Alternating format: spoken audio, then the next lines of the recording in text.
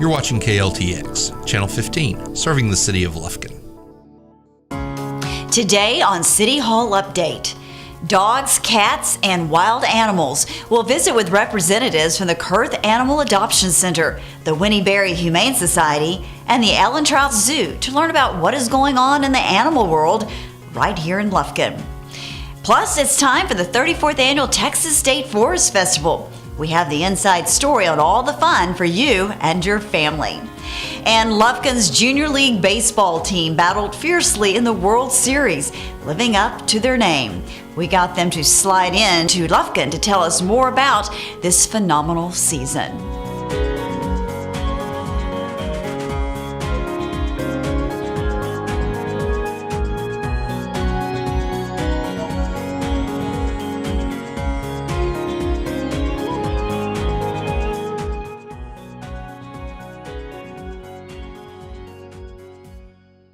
Hi everyone, I'm Yana Ogletree and welcome to the September edition of City Hall Update.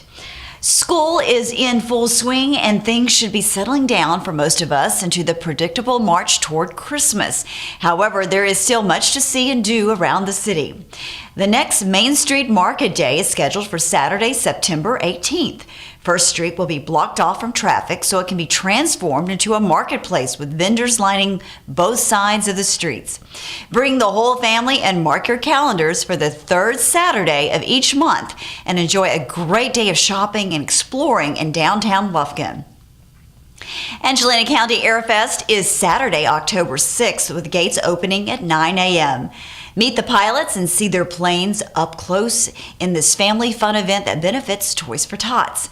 Now, that same night, Lufkin's Bistro transforms downtown Lufkin into an elegant, entertaining evening as Lufkin's finest chefs showcase their tastiest cuisines paired with an incredible selection of wines and craft beers from across the globe. Dance the night away to live music and get in some late-night shopping with our downtown merchants. Now, you can check out a complete list of area events at visitlufkin.com.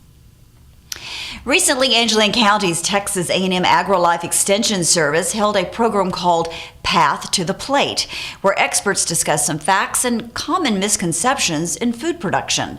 For example, do you really know the meaning behind the marketing term all natural? It may not mean what you think. Are you really getting a higher quality of beef for the additional cost? Well, we had an opportunity to be a part of the community-wide discussion to learn more. Many of y'all know about the youth program called 4-H. Many of y'all know about the agricultural side and the gardening, what the ag agent does. And many of y'all know about the family and community health agents. Tonight we're going to do, it's called Path to the Plate. In 59, something came out bad about cranberries, and it came out right before Thanksgiving, and nobody bought any cranberries that year. Oh, they're bad. They're going to kill you. I don't know what. Anyway, it's bad. Red dye number 2. When did we start getting red M&Ms back? Y'all remember that? Yeah. Coffee. And coffee it was first one in 81, and every now and again. And coffee and so many of other things are just full of compounds and chemical compounds and all kinds of that. The tomato over there is I'll have tomato. We've never had a tomato scare that I'm familiar with, but I'll have typically young moms say, we want to raise a garden, but I don't want to have anything poisonous in our yard, but I want to have a garden or landscape. So what? And I'm like, well, the tomato plant's a poisonous plant. Well, what? Well, yeah. Well, then I'll plant some fruit trees, some peaches. Well, that's a poisonous plant too. Don't eat it. That bad news. I mean, you can eat the fruit, obviously, but anyway, cellular phones. I haven't gotten brain cancer yet. So we use a lot of words. There's all natural, there's organic, there's GMOs, there's hormones, and then lastly, I'll look at we'll throw out some new gardening methods that are, I say in the news. I don't know if they're in the news, but just new gardening methods you can learn about. All right, when we look at this, and we're going to go through this quickly. I want to stay on. When we look at who regulates food, well, there's 3 of them. FDA, Food and Drug Administration, most foods, medications, medical instruments. The USDA, when it comes to meat products, eggs, and any foods that contain meats. If you buy a frozen pizza, that's a sausage frozen pizza, pepperoni, that's to the USDA because it has meat on it. And technically, if it was just a cheese pizza, that wouldn't be through the USDA because it doesn't have meat on it.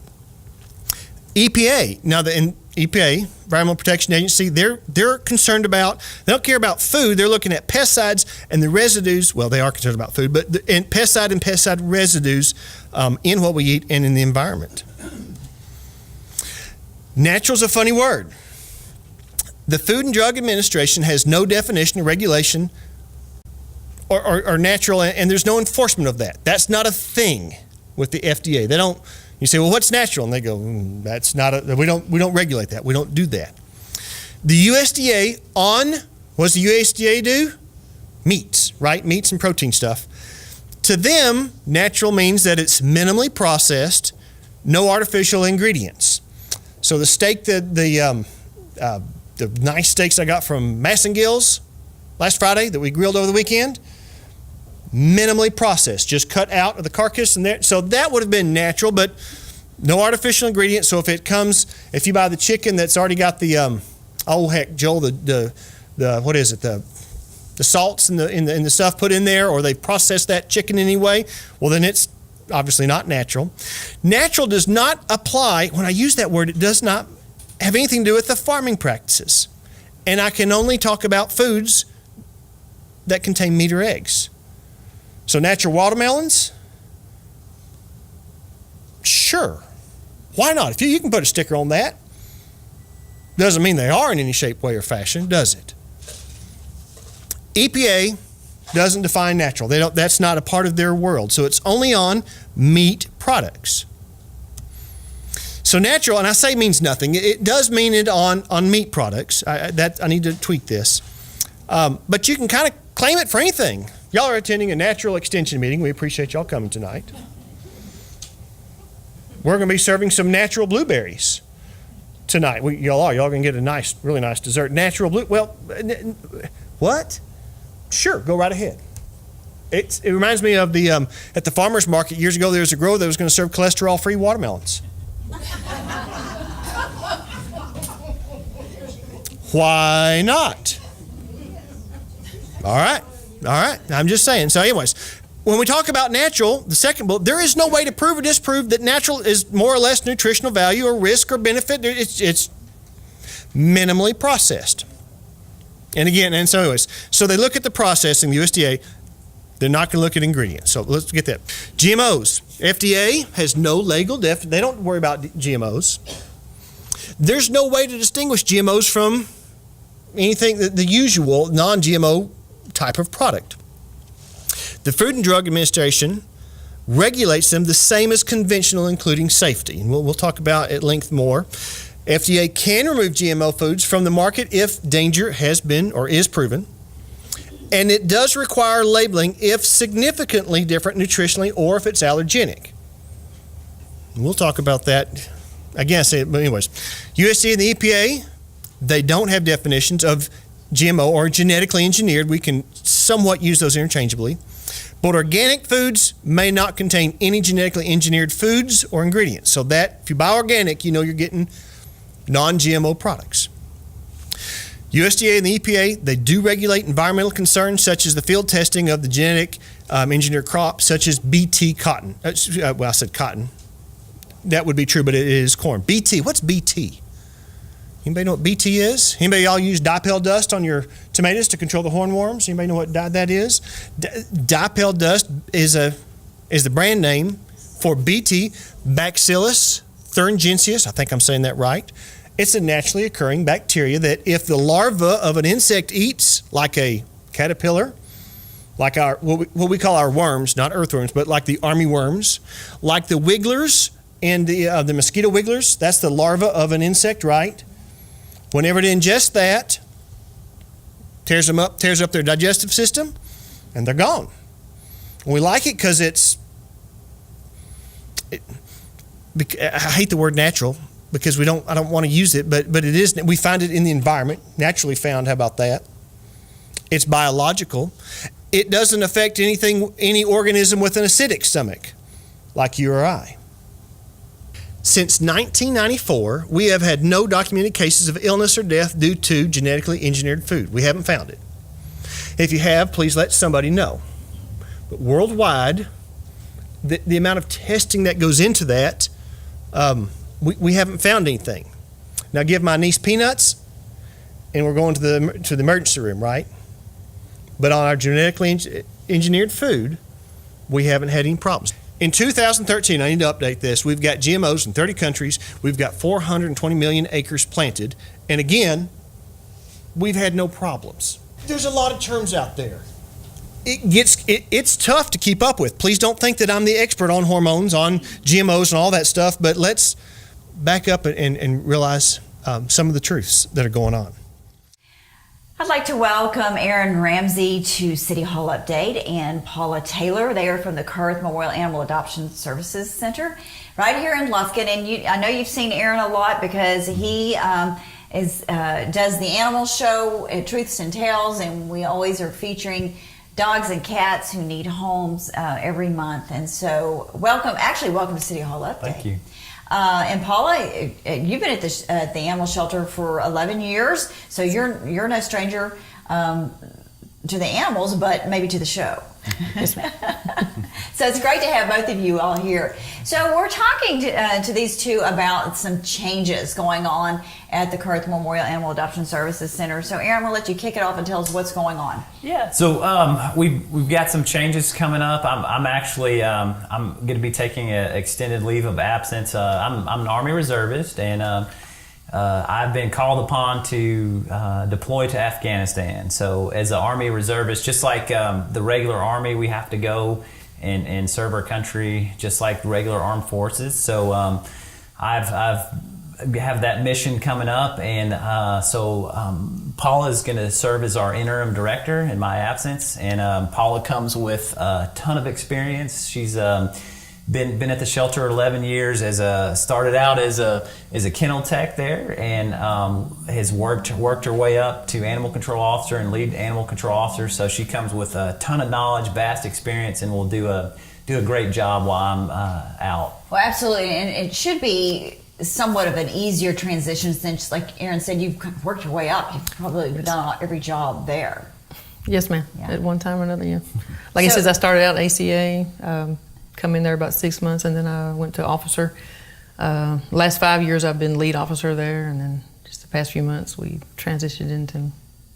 And so, and like you said, this will be a temporary position until your deployment ends, and then you come back to the city of Lufkin. So what do you hope to do, Paula, in this transition period? I'm sure you have a lot of great ideas, but I know you two work well together as a team. Yes, we do. We got lots of ideas, up. I mean, I'm just going to hope to have a great year while Aaron's out and take care of everything. And work with those volunteers, I'm sure. Yes, that's we such will. a huge piece of the shelter, and the shelter has great volunteers. That's right. We and she'll do a great job working with those folks, and we depend on them so much. They're a huge asset to the shelter. We're recently coming off our Clear the Shelter event, which was put on by Miss Molly James, who's a big time animal person in the community and helps us tremendously. And but they'll continue to help us, and they're going to do a great job. So absolutely. So let's talk about the Clear the Shelter event. Is this the second year or so, or that we? Is this a third or fourth? It's either the third. I think it's the third year. Which it's actually a national event that we became a part of. It started out. Miss Molly James. We started out with an event called Night House, which it started with just originally on a Saturday, keeping the shelter open until 10 p.m. at night. And we kind of lowered our adoption fees, but we didn't completely. They weren't free adoptions. So it started out with her in this event, and then we became part of the larger national event. We kind of combined the two. And Miss James, she works very, very hard throughout the year, talking to businesses, and just puts on a big event with food and raffles. And makes a great event, and all the money that she raises goes toward our vetting fund, which allows us to treat injured and sick animals that come into the shelter. And she just year over year she works very hard, and it's been a lifeline to a lot of these animals at the Yeah, shelter. absolutely. She is an extremely important part of that of the organization, and like you said, she does work really, really hard, and we know where her heart is. There's no question. Definitely. No question about that. So how many animals did you all adopt out? We adopted out, helped me with 68, I believe, and then some pending adoptions. So I believe 9 pending adoptions, and they were free adoptions. Yes. Okay, so then let me ask the question: do you still go through the adoption guidelines? I mean, just not anyone can just walk in and take an animal. Yes, we still go by the guidelines of landlord letters and make sure they're going to a good home and. Yeah. So memory serves me correctly. It was 60 to 70 last year too, right? Yeah, it was a pretty much comparable number. It was I don't remember the exact number. Do you remember the exact number last year? It was around that same Yes. ballpark. But so it's another great successful year. But you're exactly right. We don't, as far as the adoption standards, we don't lower that for the event. We still have our application process, and there's certain things we look for to make sure that we're putting an animal into a great home. But it's just a great event because the community, they get really involved, and it clears them out, and that's the whole goal, is to make space in that shelter. Absolutely, but unfortunately, it fills up the next day probably. I mean, there's no shortage of animals here. And Yes. we were talking off camera earlier that up north there's a shortage, and as shelters try to get those animals transported into some of those areas where they have a waiting list for dogs, and that's hard for us to understand that when we have so many in shelters in the South, and so many of them are being euthanized because we can't find homes for them. Yeah, that's especially in this area, the kind of the local area. We're a smaller area population wise. We don't have a lot of new people moving into the area, so we do struggle with rehoming a lot of what we have here because it's a smaller area.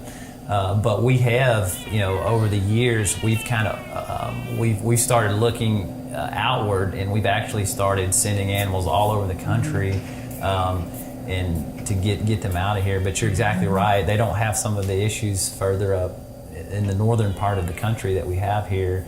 And but that's something that we that's one of our goals that we work toward is we're expanding our how far out we're adopting these animals and really working with people all over the country. Yeah, and that's great. But it is so hard to comprehend that we're sitting down here just begging people to come and adopt, and people up north are sitting there going, man, we don't have any animals, God, what are we going to do? We don't, it's just, I mean, on both ends of the spectrum, it's just hard to imagine that problem. Right. I wish we had that problem. I really do. But okay, so as we head into a new budget year with the City of Lufkin, you're coming in at the beginning, pretty much, of that budget year, right? Yes, ma'am. Do you see any challenges or any opportunities this coming year? We're just hoping to open up, like he says, our the funds with what we raised during the clear the shelter with funding, the vetting fund and everything like that. We're hoping to maybe even get out some funding for some spay and neuter and open up that perspective too, which is very important in the surrounding area. Yeah, and you know that you when you see so many animals and really you see a lot of pedigrees come through the shelter. It's not just dogs or cats. I mean, there's some expensive animals who come in and owners give them up for one reason or the other. So let's talk about a little bit about law enforcement side of it. You're still seeing every once in a while animals for sale in the parking lot of Walmart or some local business. And what are the guidelines around that? Yeah, we do need a little bit stiffer laws, I think, to enforce the selling of puppies in this area. There's right now the only way to really address it. There's an ordinance dealing with how an area is. It's really a code enforcement ordinance dealing with how an area is designated, whether it's a commercial area or a residential area. So it's as far as some of the local, there are people that breed animals, obviously, in this area, and if it's in a residential area and they're selling them for profit, then there's some action that we take. But we definitely need some stricter laws in this area. So that's something I think that we'll look at. Our ordinances actually they're pretty old, the ordinances that we have on the book right now. And one of my goals, and I think Paula will, during my absence, one of the things that we want to start doing is revamping a lot of our animal ordinances. Yeah. And that's one of my goals when I return, is to really try to change some of these things. And I know Paula, again, with her knowledge, she's especially on the animal enforcement side, she's been doing it for 11 years. She'll be a huge asset in helping to take a look at those ordinances and maybe figuring out some changes that moving forward. But there's definitely some things that it's time to change some ordinances here. Take a look at it. So if someone has a complaint, or say if they see something that is suspicious, or they think it's just an outright act of animal cruelty, they would call you all and file a complaint. Is that correct? Most definitely, yes. And then you would go out and check it out. Back to selling of the animals, though, I know a lot of the businesses have just shut it down and said, no, you can't be on our parking lot selling. So I think a lot of the animal groups in town have approached those businesses, and they've agreed, that they really don't want that business on their and that's good. I mean, that's the kind of help that we need from animal advocates and people in the community. I mean, it takes a community to really make change, and it gets us excited when we see citizens take action, and citizens want to try to change some of these issues, because it can be difficult just from from our organization to make change. But if you get a lot of people involved, that helps. That's how change is made. Absolutely. So, well, Aaron, we wish you the best of luck, and we thank you for your service to our country. And I know it's difficult to be deployed. Well, I don't know, but it appears it would be difficult to be deployed and have to make that sacrifice to leave your family during deployment. But just know that there's many people who thank you for your service and understand that it is a hardship, and we just can't thank you enough. So, well, I appreciate that. Hope you take that with you, and we wish you the best of luck. And Paula, we wish you the best of luck too, because you've got your hands full, but obviously you've got a lot of experience, and I'm sure everyone will be confident in your abilities to move the shelter forward in Aaron's absence. So thank you both for joining us here on City Hall Update, and we'll check back in with you with Truths and Tales when we meet some of the animals available for adoption. Thank you. Thank you. As a regional healthcare hub for a 12-county area, Lufkin is home to 2 hospitals, a wide array of physician specialists, and outstanding healthcare professionals. Just recently, the Daisy Foundation honored Lufkin's own Erin Ball, a registered nurse at Woodland Heights Medical Center, as the latest recipient of the Daisy Award for Extraordinary Nurses. The award is part of the Daisy Foundation's mission to recognize the extraordinary, compassionate nursing care provided to patients and families every day. Erin has been nominated several times by patients who say she goes above and beyond the call of duty caring for orthopedic patients. Erin's patients describe her as a joy to be around and state that Erin shared tips that made getting through their medical journey easier. Other patients describe her as exceptional. The Daisy Foundation is a non-for-profit organization established in memory of J. Patrick Barnes by members of his family.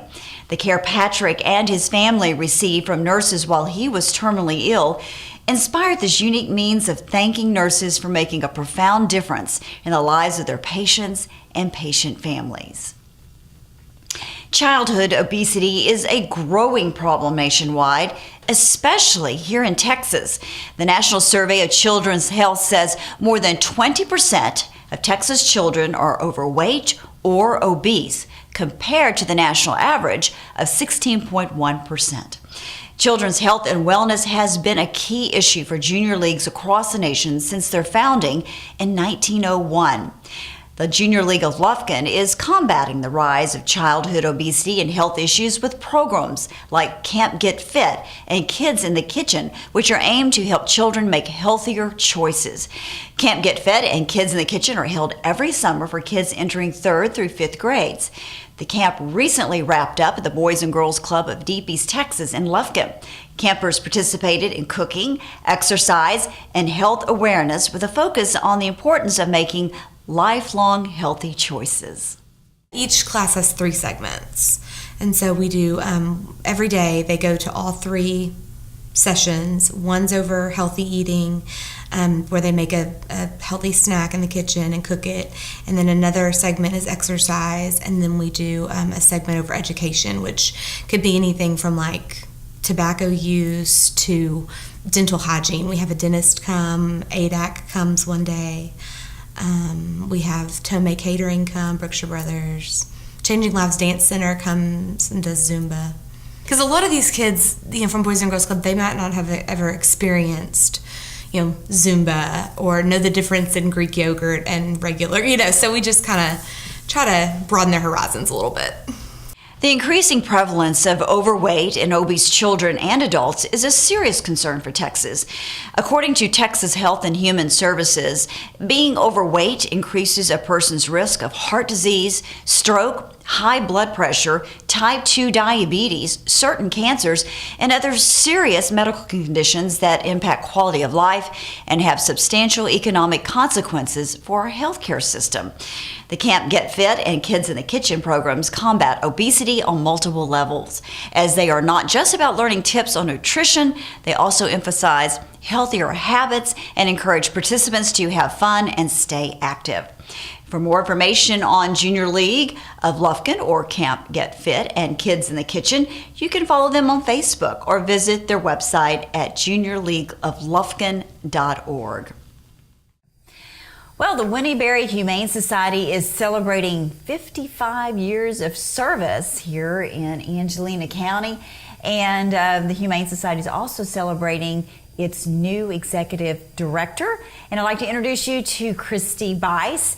And Christy has been on the job a few months? Couple of months now. Yeah, a couple of months, and is going full steam ahead. So welcome to the organization, and I know you're already making some positive changes and doing a whole lot to advance the efforts of the Humane Society. Tell me a little bit about your background. Thank you. I graduated from Angelo State University. After that, I went into the Peace Corps for a couple of years and served in a country called Moldova, which is in between Romania and the Ukraine.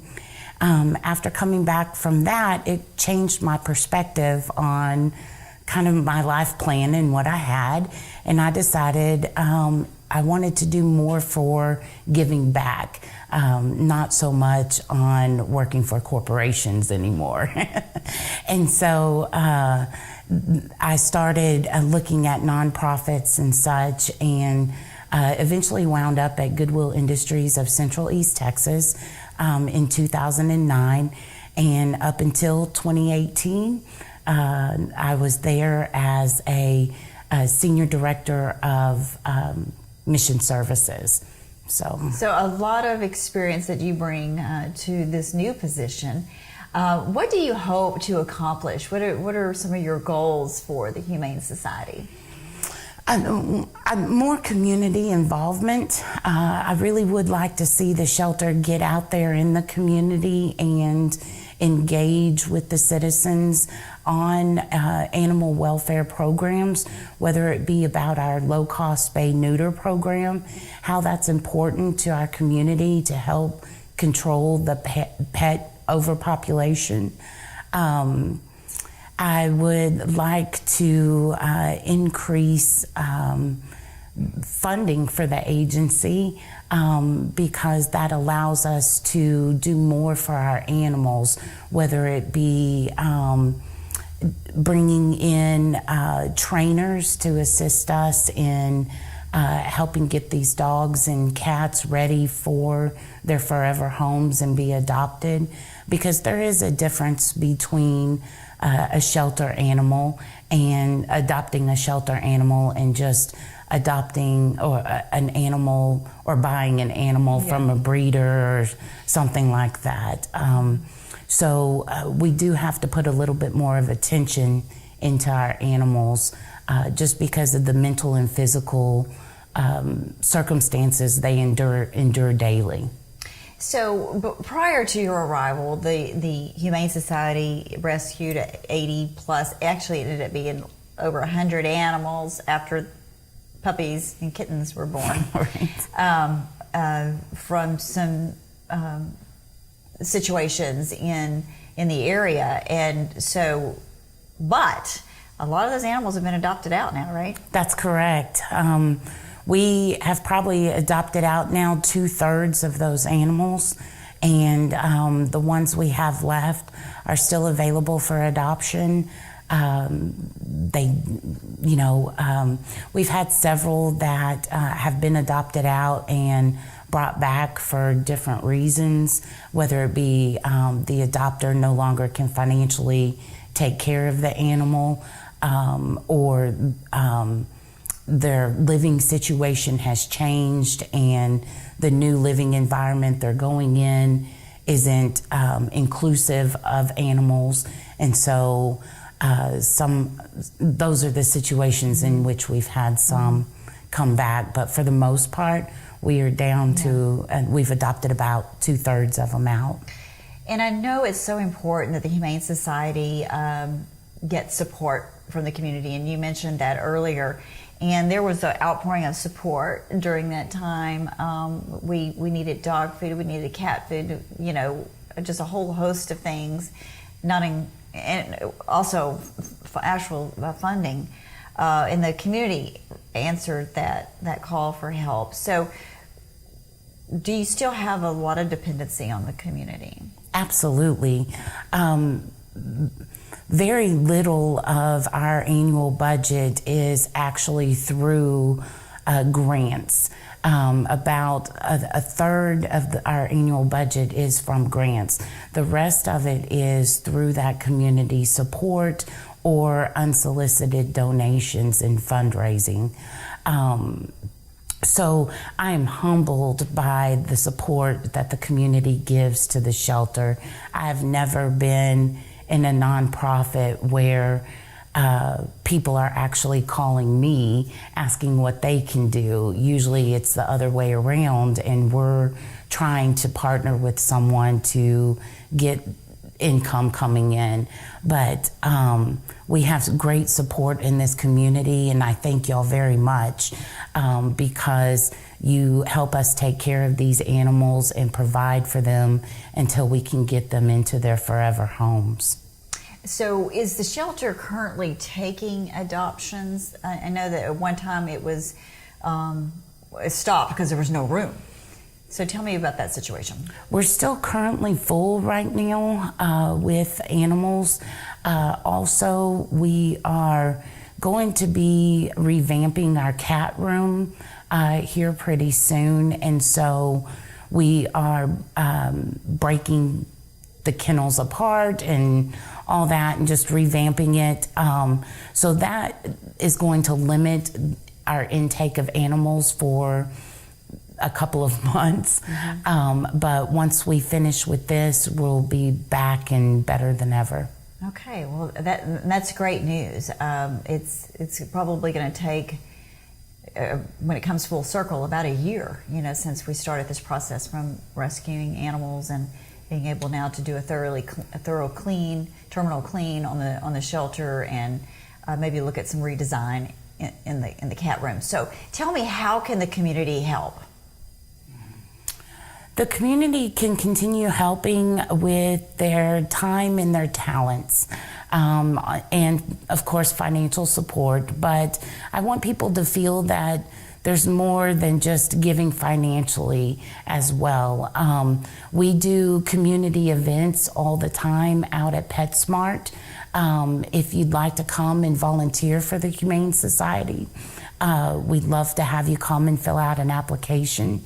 Our volunteers help us out in several different ways, whether it be helping us do our daily duties at the shelter or supporting us in the community when we're at adoption events and helping us with animals and those adoption events. And as far as fundraising, you just came off of the Dog Days of Summer Golf Tournament, which was a success. And so what's next as far as fundraising? A really exciting opportunity has come for us to partner with Almeyer Ford.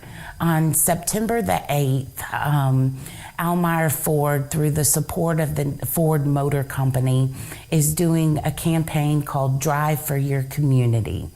And basically you go into Almeyer Ford on Saturday, September the 8th. You do a 5-minute test drive in a car or a truck. They're gonna sit out 10 vehicles. And so if you've never driven a convertible Mustang and you want to see what that feels like, you can go jump in that Mustang and do a quick little 5-minute test drive and then come back to the dealership. You fill out a piece of paper, and for every piece of paper completed test drive, a donation is made to the Humane Society. So our goal for September 8th is 300 people to come and test drive a vehicle. You can test drive as many vehicles as you want, but only one piece of paper counts. So you can have fun all day long. Well, I think that would be fun to go in and test drive something that, maybe something that's something you never thought about. But again, I think it was stressed too that it's not just a high pressure. So a lot of people are leery of that, going, oh, well, now I'm going to have a salesman. Yeah, so it's from what we understand, it's not. Correct. Not all about that. So they understand, the salesman that day, they understand that this is strictly a fundraiser for a nonprofit in the community. And so it is meant to be a fun time. Bluebell, we're going to have Bluebell treats out there for everyone that test drives and such. And we're still putting together the event, but I'm sure there'll be a lot more activity. And of course, I asked the question, could you eat your Bluebell in the new vehicle? But probably not.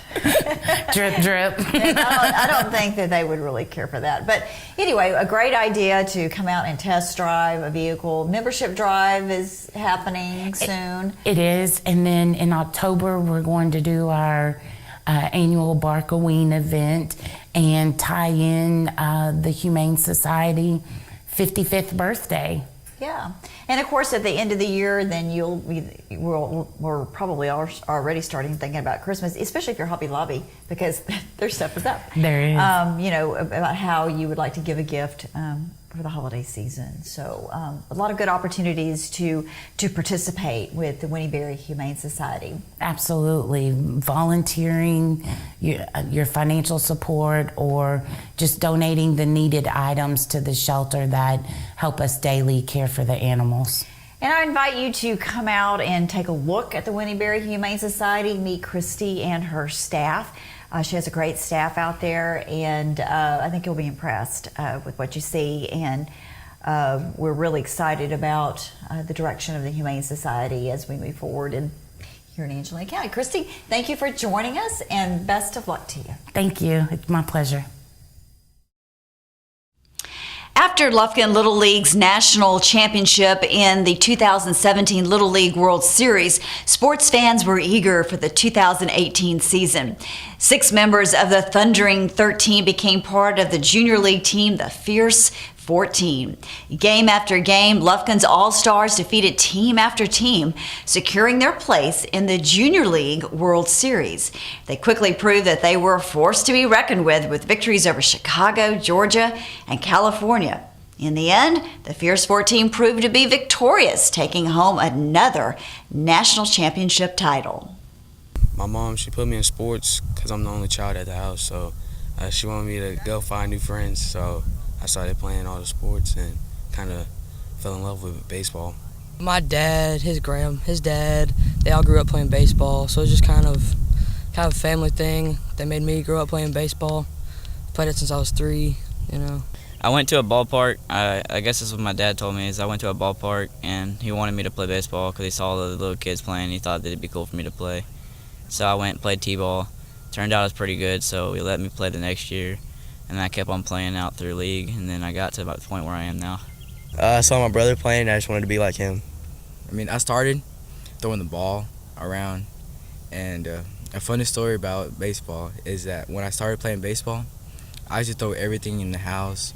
And one time I threw a baseball and it hit my mom. Started when I was 1, but I had like little baseballs and like little bat, and he started letting me hit with it. So I started liking it. I think I went to one of my dad's softball games when I wanted to play, so they put me in a little league to go play. When I was a young kid, we played baseball out in the open field and was not very good at it. Looking for something for my little boy to do when he was 3 or 4 years old. So that's what I started following him and helping him. I just loved the game and decided back in 1976 that I'd coach a team, and I've been doing it ever since.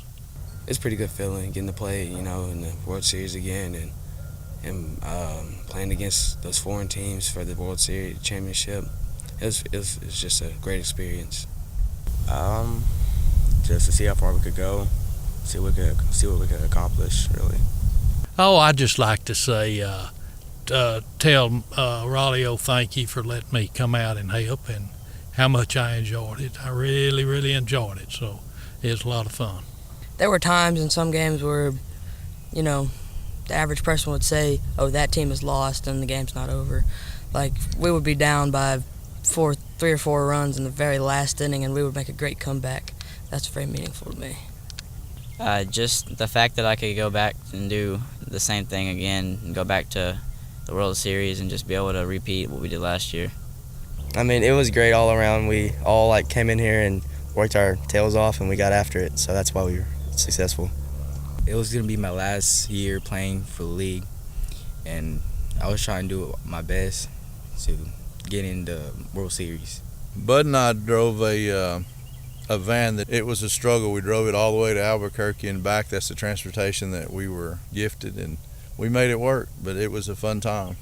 And that was quite an experience, getting on that van and going to New Mexico. Lord, it was hot, and it had a little leak when it rained, and I happened to be driving, and it was right dripping on me.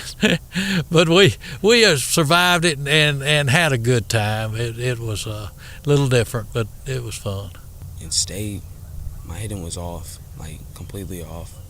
I went our first 4 games, I'd say like 0 for 9, 0 for 10, and I was just trying to get in the cages more and just find the reason why I'm not hitting. And our last championship game, I went 3 for 3, so I guess something worked. I think for me, at the beginning of the season, I was kind of doubting myself on how good of a catcher I could be, because last year I wasn't too good. Came out this season, I was doubting myself, and I had a few good games, got my confidence up, and I played well. Well, I had to really become better. I had to become more athletic. I had to be able to make better plays. I had to be able to do everything more than I did last year, so I had to get better at the game. I think we were at practice, and we were doing 4 corners, and they threw a ball over my head, and I jumped, and then I landed, and I just tweaked it. I knew I was banged up for the state tournament. My neck, all in here, was all tied up, so I had to work through that. Yeah, to try and fight for my position for third base, and try and fight for it, and try to pitch strikes. I missed a lot of work, but my people at work were generous enough to give me this time, and they knew what it would mean to the community and to this team and to myself, so they allowed me to have that time away from work.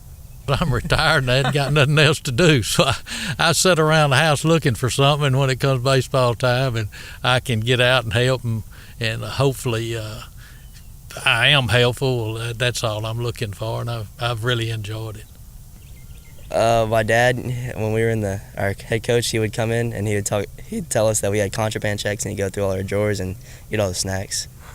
You know, this is sharing time with the boys, sharing time with my son, sharing time with Coach Bud, and you know, just seeing these boys grow from one point to the next and seeing what they were capable of doing. The way these guys played the game, the way they come out and worked every day, and seeing them be successful through hard work, it's real gratifying. I mean, it's something that I've watched most of these guys from the time they were pretty small. Most of them played on teams that I'd coached, and just seeing them be successful and continue working hard is the main thing. They're, besides being good baseball players, they're real good people, and that's the main thing. It's time for the 34th Annual Texas State Forest Festival. From the lumberjack and woodworking events to the cheerleading and dance competitions, this year's Forest Festival is sure to be one of the best yet. The fun kicks off Wednesday, September 19th with the popular carnival rides and midway games. The 5-day event concludes on Sunday, September 23rd with the exciting Hush Puppy Cook-Off. We caught up with Tara Watson-Watkins, the newly appointed president and CEO of the Lufkin-Angeline County Chamber of Commerce, to find out more. Every September, I think everyone from East Texas looks forward to gathering together at the George H. Henderson Jr. Exposition Center, and we gather for the Forest Festival. It was actually something that was started in 1938 by the Angelina County Chamber of Commerce at the time, and was held in conjunction with the county fair. And then it was changed years later to move to September, and so we're excited that after some changes, that we are now celebrating the 34th Annual Texas State Forest Festival. And we're really excited this year. We have a brand new carnival, so we will have lots of new rides and lots of action-packed things going on the midway. We also have entertainment, so we have everything from swine races to the lumberjacks, because what would a forest festival be without lumberjacks? So they'll be climbing the logs, they'll be sawing logs, they'll be standing and running on logs in the water. And then we also have a brand new show this year with BMX riders, and so they're going to be doing all types of tricks. Then we also have what we're known for is the Hush Puppy Championship, and everything from cheerleading to pom-pom competitions. We are going to have live entertainment every single night, and so we're excited. We've got right now Sam Shupak and his band will be performing on Thursday night, and we have the Brick Street Blues Band from Nacogdoches that will be playing on Saturday night. So we're still looking for bands for Wednesday and Sunday night, but come out and listen. We're going to have it outside in the middle of everything going on. You can sit and eat all the great food, listen to live music, and watch your kids ride on a train. So, you know, everybody loves live music. Let's create a little ambiance and give something for people to listen to. We're excited to bring back the Jurassic Park, which was a huge dinosaur show last year, very popular with the kids, and they actually do educational interaction with the children, so it's not just a fun puppet show. These are huge. You'll have a huge T-Rex that walks out, and the kids get to dig for dinosaur fossils, and they really get to do a lot of hands-on interaction, so it's a lot of fun. We also are excited to bring back, of course, the petting zoo, the train rides, all the things that the children love. There's just something for everyone, no matter what age you're out there. You'll have something that will entertain you. Hush Puppy Championship will take place. That's being sponsored by McWilliams & Son. And we've got some great judges coming in this year. We have a surprise judge, so you'll have to stay tuned to see who that surprise judge will be.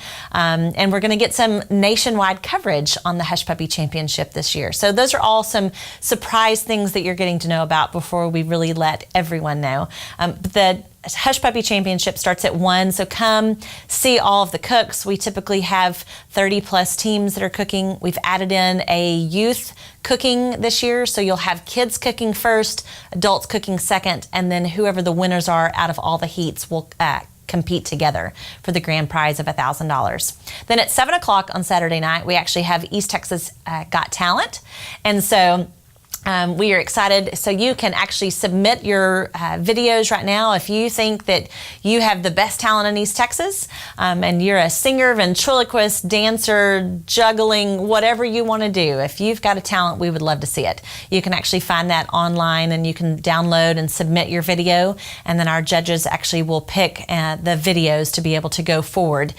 So we do narrow down who will be doing the live competitions on Saturday night. Sunday, again, we've got the carnival. We've got all kinds of things going on. All the great food that you can find at a carnival. It's, nothing healthy. So if you're looking for healthy, we're not your place. But we've got great, brisket on a stick to cotton candy and candied apples. But it's going to be a great week. Okay, so from all of the dogs and cats, little cute and cuddly animals we've been talking about, now we're going to go to the wild side and go out to the Ellen Trout Zoo. I'd like to introduce you to Celia Falzone. She is a curator at the Ellen Trout Zoo, and we're so fortunate that you've joined us today to give us an update on what's going on out there.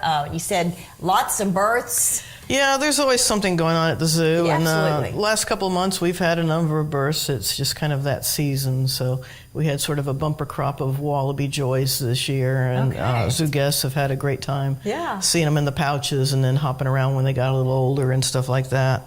But we've got a 3-month-old sloth right now that's with his parents. He can be really hard to see because of, they sleep most of the day and they grow up together. I just want to be a sloth. But the sloth is in there with them. We hatched out 8 coral snakes, which was kind of exciting. We hadn't hatched coral snakes before. We're also part of a consortium of people working with Louisiana pine snakes, which is probably the most endangered snake in the United States. And so we're really excited about this. And one of the recent things that was done is that the populations at zoos were consolidated to just a few zoos. So we have a lot of Louisiana pine snakes at our zoo now. We're really happy to have them all there. And we've just hatched 18 Louisiana pine snakes. So are these snakes poisonous? No. Okay. So what is their benefit? I mean, what do they... Well, every animal has its niche. I know. I'm just curious. Louisiana pine snakes live in forested habitat. They feed on pocket gophers in the wild, that sort of thing. So, how big do they get? They get pretty big. I mean, those snakes will get this long. They're a really beautiful snake, kind of yellowish and mottled and things. So they're really a pretty snake. But they spend a lot of time in the pocket gopher burrows below ground and stuff. So, it's not a snake that would be seen frequently. Yeah. They don't occur in Texas at this point. The only known Texas animals are actually at our facility. And our hope is that in the future, snakes can be released back into Texas. They've been releasing snakes back into Louisiana already. Okay, so you said you just had 18 new ones. Yes. So you have a lot of Louisiana pine snakes out there. So did you say that these will go to some other zoos, or are you going to hang on to them, or what? Those will stay here. What we did was we took snakes from a lot of different zoos and moved them to just a few zoos to really work on the husbandry and breeding the species. Okay.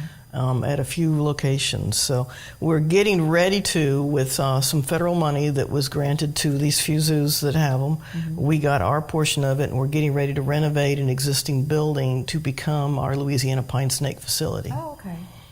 To house all these animals. All right. So what about as far as your big cats and... Usually always something happening there. Well, we don't have any big cat news right now.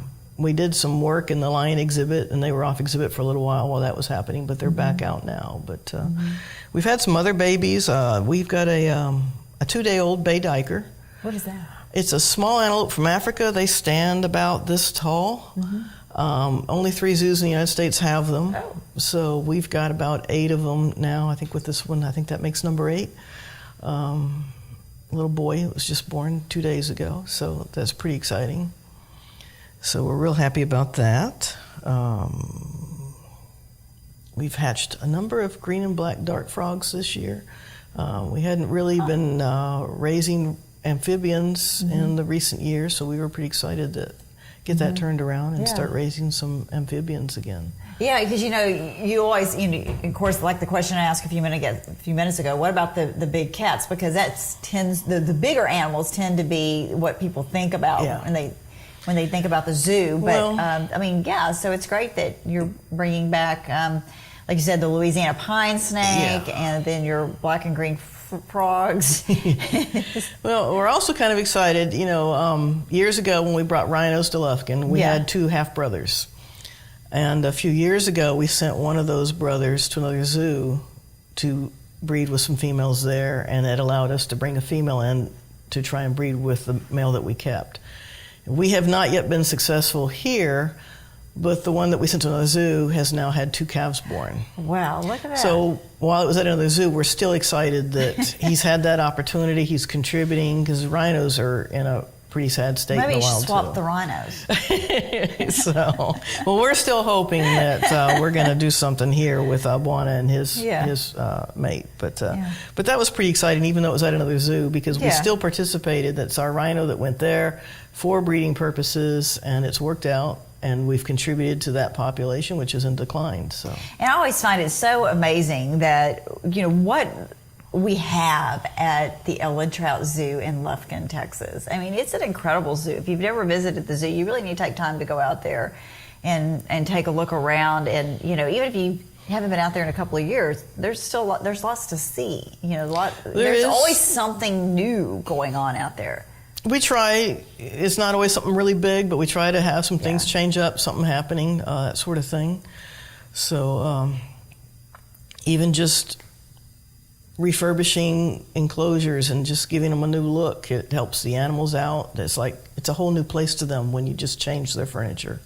Oh yeah, isn't it to everybody else too?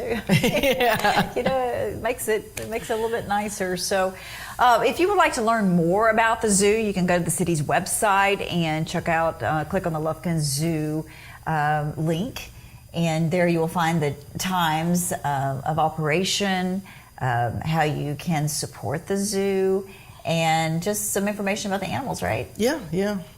And we post a lot of things on our Facebook page. That's always a good place. Okay, so is it, what is the name of the Facebook? Is it Ellen Trout Zoo? It's just Ellen Trout Zoo. Yeah. Okay, so you can follow Official them. is in there, just to make sure people realize they've got the zoo. Because on Yeah. Facebook you get a lot of offshoots that aren't what you think they are. Right, absolutely. So so check that out as well. So.